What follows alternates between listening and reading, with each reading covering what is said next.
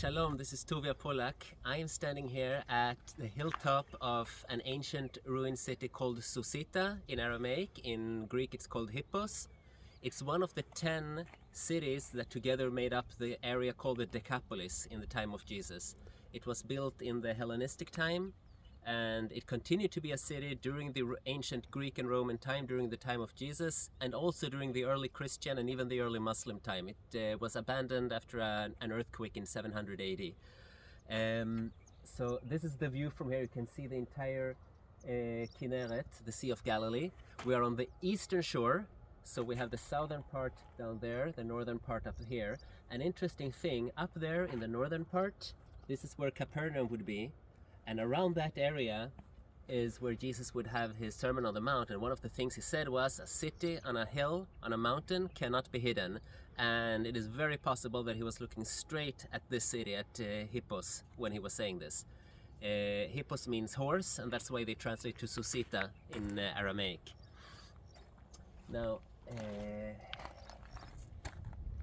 so the 10 cities, the Decapolis, this was one of them. Another one is the city today known in Hebrew as Beit Shean. And all the other 8, they are actually outside of the borders of Israel nowadays. Amman is one of them, Damascus is one of them, and there was a bunch of others. And now, much later, when Israel became a state in 1948, the Syrians used this as a base to bombard the Israeli kibbutz down here. There's a kibbutz down here on the shore called Ein Gev. You can point to it, and so the Syrians will be up here and bombard it down there, and the people from the kibbutz actually, together with the Israeli forces, conquered Susita, made it a part of Israel, and it stayed a part of Israel. It has been a part of Israel ever since.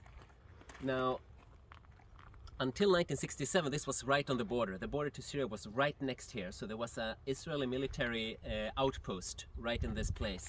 And it was often bombarded. There were plans to build a Jewish city here that they never materialized. But I mean, since 1967, when the rest of the Golan Heights became Israeli, it has no longer been a threat. But we still have this memorial site here over soldiers who fell in defense of this part.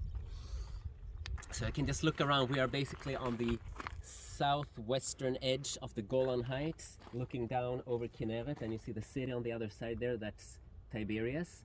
Most ancient Tiberias was just down on the shore, of course, but modern Tiberias has climbed up the mountain. And if you go a little further to the right, you see the Mount Arbel, and right at the bottom of Arbel was ancient Magdala. A little more to the right, you see the modern city of Magdala that's there right now. And those are actually pretty. Yeah, that's amazing. And the south down there, and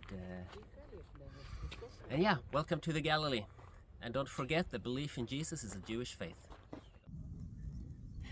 And it's a few months later, and I'm on the other side of Kinneret, the Sea of Galilee. You see it behind me. I'm now on the western side.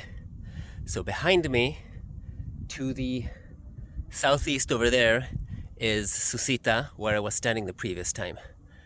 Just down here you see Magdala and Ginosar, and up there at the north point is Capernaum, and on this side, yeah, that's on the top of the mountain right there, that's part of Tiberias, which of course climbs down the mountain. It's down at the shore too. I don't have that much to add, just that it's pretty cool that I'm on the other side. And this is the Kinneret, and it's amazing, and I'm standing on Mount Arbel, which is one of my favorite mountains in Israel. And again, don't forget, faith in Jesus is a Jewish faith.